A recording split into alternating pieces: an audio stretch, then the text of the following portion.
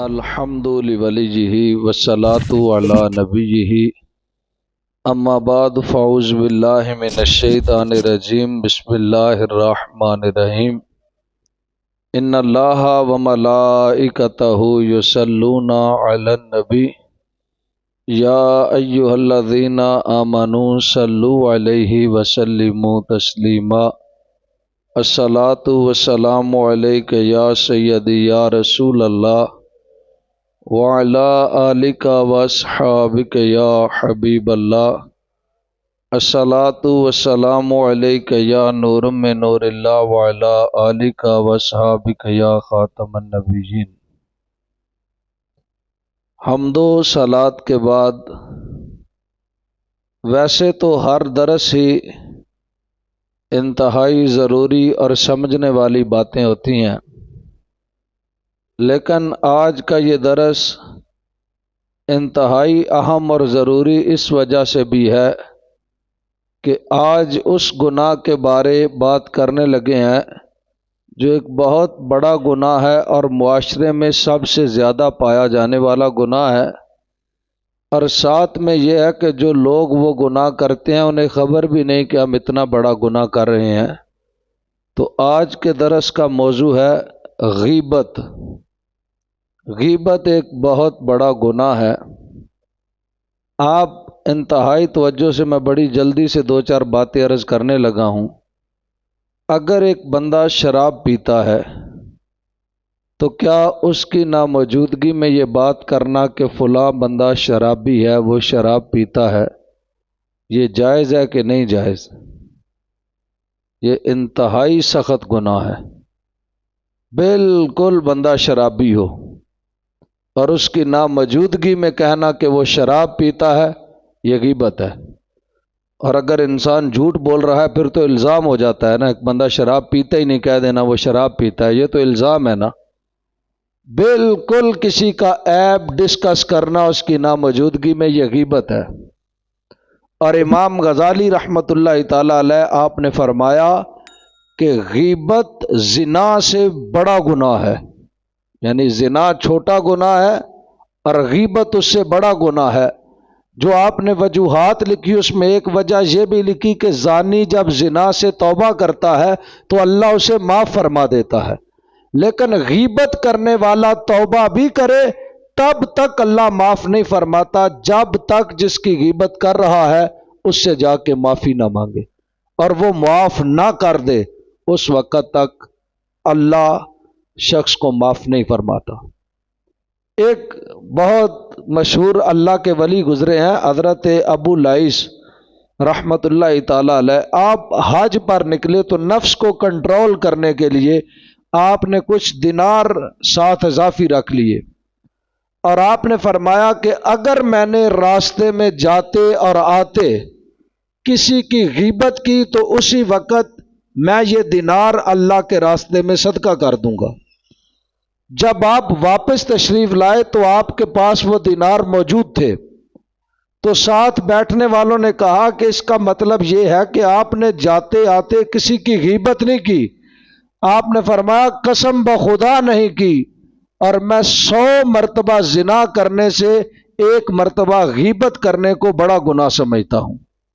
اور آج ہمارے معاشرے میں زنا تو بہت برا جانا جاتا ہے، یہ شراب پینا تو بہت برا جانا جاتا ہے، لیکن اس سے بڑا گناہ یہ سبھی کر رہے ہیں اور کوئی جانتا بھی نہیں کہ ہم گناہ کر رہے ہیں۔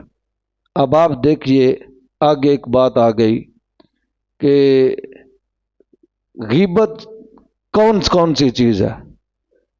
ایک دفعہ سیدہ عائشہ صدیقہ رضی اللہ تعالیٰ عنہا آپ آقا علیہ الصلوۃ والسلام کے پاس تشریف فرما تھی۔ ایک عورت آپ کے گھر آئی، جب واپس گئی تو حضرت اما عائشہ صدیقہ کہنے لگی اے اللہ کے رسول، اس عورت کا قد بڑا چھوٹا تھا۔ تو آقا علیہ الصلوۃ والسلام نے ارشاد فرمایا تو نے اس کی غیبت کی ہے، یعنی یہ بھی غیبت ہے۔ تو کوئی بھی چیز کسی کا نقص ہے نا، یہ تو بڑے بڑے نقص ہیں، کسی کو شرابی کہنا، شراب پینے والے کو کسی کا کوئی گناہ ڈسکس کرنا، یہ تو بہت بڑی غیبت ہے۔ یہ بھی غیبت ہے کہ کسی کی کمر کے پیچھے کہنا فلاں شخص کا چہرہ بڑا کالا ہے، فلاں شخص کا شجرہ بڑا غلط ہے، فلاں شخص کی برادری بڑی ہلکی سی برادری ہے، فلاں چیز جو ہے وہ بڑی کم سرچی چیز ہے، فلاں کا فلاں کام کرنا بہت غلط کام ہے، یہ انتہائی بڑی غیبت ہے۔ اور میں ایک بات عرض کرنے لگا ہوں خالصتاً دین کو ظاہر کرنے کے لیے، وگرنہ ان باتوں سے فرق نہیں پڑتا۔ بات یاد رکھنا، اگر آپ کی کوئی غیبت زیادہ کرتا ہے نا تو دو چیزیں ہیں۔ پہلی چیز تو یہ کہ چرچے اس کے ہوتے ہیں جس کا کوئی نام ہوتا ہے، جس کی کوئی پہچان ہوتی ہے، جس کو جانتے ہی کوئی نہیں اس کی کون سی باتیں ہونی ہیں۔ دوسری بات ساتھ یہ بھی ہے کہ آقا علیہ الصلوۃ والسلام ارشاد فرمایا غیبت کرنے والا گناہوں کو اپنی نیکیوں کو بانٹ رہا ہوتا ہے۔ یعنی مثال کے طور پہ میں ہوں، میری کوئی بندہ غیبت کرتا ہے، یا آپ ہیں، آپ کی کوئی بندہ غیبت کرتا ہے، تو ہوتا کیا ہے، اس کے ثواب اس کے نامہ اعمال سے نکال کر اس برے بندے کے نامہ اعمال میں ڈال دیے جاتے ہیں۔ مثلا ایک شرابی ہے، ہم یہاں بیٹھ کے کہتے ہیں یار وہ فلاں شخص شرابی ہے، شراب پیتا ہے، بڑا غلط بندہ ہے، تو ہمارے نامہ اعمال کی نیکیاں نکال کر اس کے نامہ اعمال میں ڈال دی جائیں گی۔ تو اللہ نے گناہ گاروں کو بھی بخشنا تھا، جو جتنا بڑا گناہ گار ہوتا ہے اس کی غیبت کرنے والے بھی اتنے ہی زیادہ ہوتے ہیں، اور جگہ جگہ غیبت کر کے اس کے گناہ اپنے ذمہ لے رہے ہوتے ہیں اور اپنی نیکیاں اس کے نامہ اعمال میں رکھ رہے ہوتے ہیں۔ اس ضمن میں ایک آخری بات کرتا ہوں اور ایک واقعہ سناتا ہوں کہ یہ تو ہو گئی عام لوگوں کی غیبت۔ اگر کوئی شخص کسی مسجد کے امام کی غیبت کرے، مثلا مسجد کے امام سے کوئی نقص نکال رہا ہے کہ وہ اس طرح کا ہے، وہ یہ کرتا ہے، ایسے کرتا ہے، یا وہ کسی بھی عالم دین کا نقص نکال رہا ہے، تو ایک اللہ کے ولی گزرے ہیں امام غزالی رحمۃ اللہ تعالی علیہ، مکاشفۃ القلوب میں یہ بات لکھی ہے، ساتھ میں ان بزرگوں کا نام بھی لکھا ہے، ابو حفص۔ آپ نے فرمایا کہ جس بندے نے امام کی یا عالم دین کی غیبت کی، قیامت والے دن جب وہ میدان محشر میں آئے گا تو اس کے ماتھے پہ ابلیس لکھا ہوا ہوگا کہ یہ اللہ کی رحمت سے نا امید، یہ ابلیس ہے جو میدان محشر میں آ رہا ہے۔ یہ ایسا کیوں ہے؟ امام مسجد کی غیبت اتنا بڑا گناہ کیوں ہے؟ دیکھیے، جب آپ امام کی غیبت کرتے ہیں تو دین کا نقصان ہوتا ہے۔ مثال کے طور پر 10 بندے اکٹھے ہیں، وہ کہہ رہے ہیں اور یار امام اس طرح کرتا ہے، امام اس طرح کرتا ہے، کم از کم 4 ان میں سے نمازیں پڑھنی بھی چھوڑ جائیں گے۔ وہ سوچیں گے یار اگر امام اس طرح کا تو پھر نماز پڑھ کے کیا کرنا ہے۔ یہ آپ کی غیبت نے 4 بندوں کو راستے سے ہٹا دیا۔ اس وجہ سے، یہ میری بات نہیں ہے، یہ بزرگوں نے کتب میں لکھا ہے کہ اس کے ماتھے پہ شیطان لکھا ہوا ہوگا جو کسی عالم کی یا امام کی غیبت کرتا ہے۔ اور آج معاشرے میں یہ گناہ اتنا عام ہے، بس اس میں ایک بات یہ بھی یاد رکھے، انتہائی ضروری بات ہے، ایک بندہ غیبت کر رہا ہے، 4 پاس کھڑے ہو کے سن رہے ہیں، ایک کر رہا ہے 4 سن رہے ہیں، تو گناہ گار کون ہے؟ سارے ہی گناہ گار ہیں۔ یہ نہیں کہ ایک نے کیا ہم تو بس ویسے ہی سن رہے تھے۔ اب کسی نے کوئی بھی سوال کرنا ہے تو وہ بعد میں کھلے دل سے کرے۔ میں ایک دینی مسئلہ سمجھا رہا ہوں جس میں میری ذاتی رائے ذرا برابر بھی نہیں دے رہا، ایک بات بھی ابھی تک میں نے اپنی طرف سے نہیں کی، باقی بھی برابر کے گناہ گار ہیں۔ اس کی مثال ایک سمجھیے، حضرت صالح علیہ السلام کی اونٹنی تھی، قوم کے ایک شخص نے جا کے اونٹنی کی کونچیں کاٹ ڈالی، اس کے یہ ٹانگیں جو ہیں یہ آدھی کاٹ دی، تو عذاب ساری قوم پر آ گیا تھا۔ کونچیں تو ایک نے کاٹی تھی، اور سنیے اللہ کا قرآن کہتا ہے فَقَذَّبُوهُ، اللہ فرماتا ہے ان سب نے انکار کیا، فَقَتَلُوا، ان سب نے قتل کیا، جبکہ قتل تو ایک بندے نے کیا تھا۔ قرآن کہتا ہے ایک نے نہیں قتل کیا، یہ ساری بستی نے قتل کیا ہے، یہ ساری بستی نے اللہ کی نشانی جھٹلا دی ہے۔ قاتل ایک تھا، عذاب سب پر کیوں ہے؟ کہ وہ اس قتل پر راضی تھے سارے کے سارے، اور وہ خوش تھے کہ ٹھیک ہو رہا ہے جو ہو رہا ہے، ایسے ہی ہونا چاہیے تھا۔ ایک بندہ غیبت کر رہا ہے، 3 پاس کھڑے ہو کر خوش ہو رہے ہیں، اس کی تائید کر رہے ہیں، یہ دل میں بھی سوچ رہے ہیں کہ یہ ٹھیک کہہ رہا ہے، یہ بات ہونی چاہیے تھی۔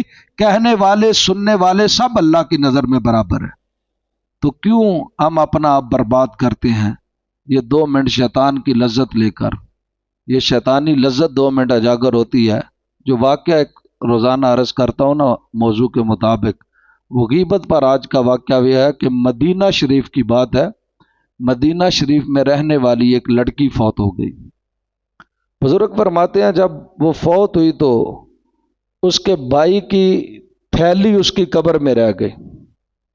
تو اس کا بھائی اپنے دوست کو لے کے دوبارہ گیا کہ اس میں رقم بہت زیادہ تھی تو میں اپنی تھیلی قبر سے نکال لوں. یہ ایسا کیوں ہوتا ہے؟ اللہ نے دکھانا ہوتا ہے، وگرنہ اس طرح ہوتا نہیں بندہ بھول جائے. یہ اللہ نے دکھانا ہوتا ہے معاملہ کس طرح ہے. اب دیکھیے ہم کس بستی میں رہ رہے ہیں، میں مدینہ شریف کی بات عرض کر رہا ہوں. تو وہ کہتا ہے جب میں دوبارہ مٹی اوپر سے ہٹائی تو کیا دیکھتا ہوں اندر سے آگ کے شعلے نکل رہے ہیں. آگ کے شعلے نکل رہے ہیں. بڑی پریشان ہو کے واپس آ گیا اور اپنی ماں سے کہنے لگا سچ بتانا میری ہمشیرہ کون سا گناہ کرتی تھی کہ اسے قبر میں اتنی سخت سزا مل رہی ہے؟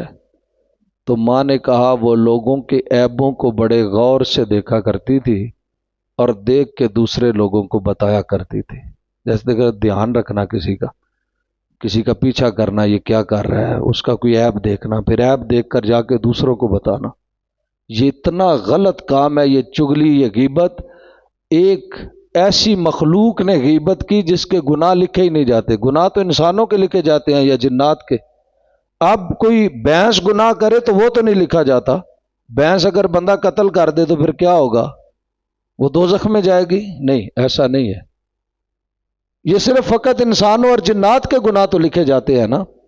جب اللہ نے شیطان کو مردود کر کے زمین پر بھیجا نا، تو زمین پر آ کے شیطان کی پہلی ملاقات مچھلی سے ہوئی.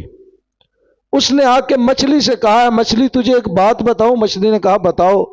اس نے کہا اللہ نے آدم کو پیدا کیا، مٹی سے ایک مخلوق بنائی ہے.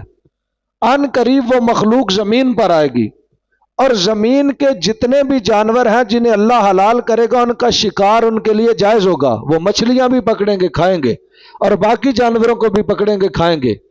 یہ بات جب مچھلی نے سنی نا، اچھا آدم ایسے کرے گا، اس نے جا کے باقی جو پانی کی مخلوقات تھی ان کو جا کے بتانا شروع کر دیا.